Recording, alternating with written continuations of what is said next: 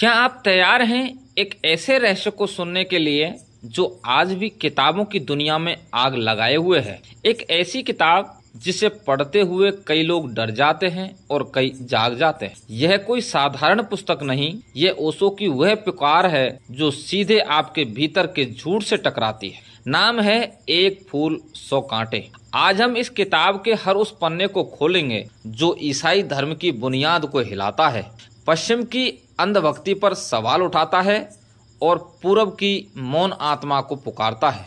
तो वीडियो को अंत तक सुनिए और चैनल को जरूर सब्सक्राइब कर लीजिए, क्योंकि आने वाले हर वीडियो में आपको मिलेगा एक नया रहस्य जो आपकी सोच को पलट कर रख देगा। हर पुस्तक में ओशो सीधे ईसा मसीह से टकराते हैं, मगर यह टकराव आलोचना नहीं, यह चुनौती है। ईसा को फूल कहा गया, मगर उनके चारों ओर जो धर्म खड़ा हुआ वह कांटों से भरा था। ईसा ने प्रेम की बात की थी, मगर उनके अनुयायियों ने धर्म युद्ध चलाए। ईसा ने क्षमा की बात की थी, मगर उनके चर्चों ने जलाया, मारा और सजा दी। ओशो पूछते हैं, क्या इस ईसा को समझ पाए या फिर हमने उन्हें भी एक देवता बनाकर मार दिया? आगे ओशो कहते हैं, मैं ईसा को प्रेम करता हूँ मगर ईसाई धर्म को नहीं।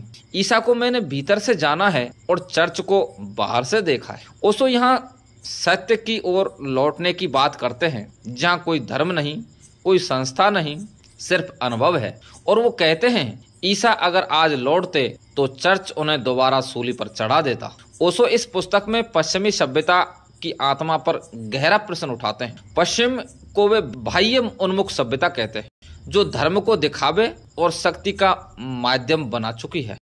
चर्च, मिशनरी, पोप, बाइबल सब सिस्टम का हिस्सा बन चुके हैं, जबकि पूर्व में संत थे बुद्ध, महावीर, कबीर, जिन्होंने न किसी संस्था की स्थापना की, न किसी किताब को अंतिम कहा। और ओशो कहते हैं, पश्चिम सवालों से डरता है और पूरब मौन में उतरता है। पश्चिम धर्म को प्रचार बनाता है, पूरब उसे आत्म अनुभव की यात्रा बनाता है।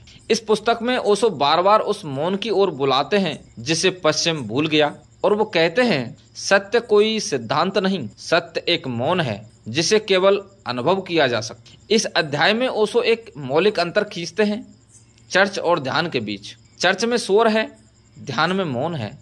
चर्च में डर है, ध्यान में प्रेम है। ओशो की सबसे ताकतवर बात इस पुस्तक में यही है कि प्रेम और सत्य को संस्थाओं से बाहर निकाला जाए। प्रेम एक फूल है, लेकिन समाज उसे कुचलता है। ओशो कहते हैं, हर बच्चा फूल बनकर जन्मता है, मगर धर्म, समाज और शिक्षा उसे कांटा बना देती है। वे पूछते हैं, क्या तुमने कभी बिना शर्त प्रेम किया है या हर रिश्ते में व्यापार छिपा है? प्रेम वही है जो मौन है, जो देने में है, जो इंतजार नहीं करता, और वही सत्य को छू सकता है। सत्य वही है जो तुम्हारे भीतर जन्मता है।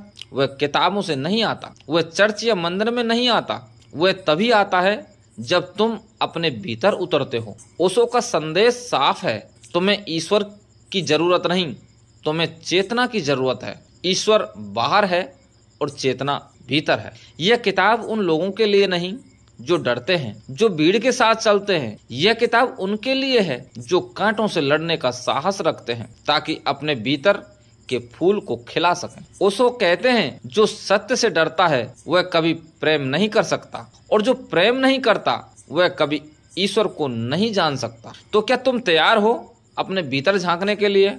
अगर हाँ, तो इस वीडियो को लाइक करो और शेयर करो, और इस चैनल को सब्सक्राइब जरूर कर लो, क्योंकि अगले वीडियो में हम लाएंगे ओशो की ही एक और पुस्तक जो तुम्हारी सोच की दीवारें तोड़ देगी। धन्यवाद।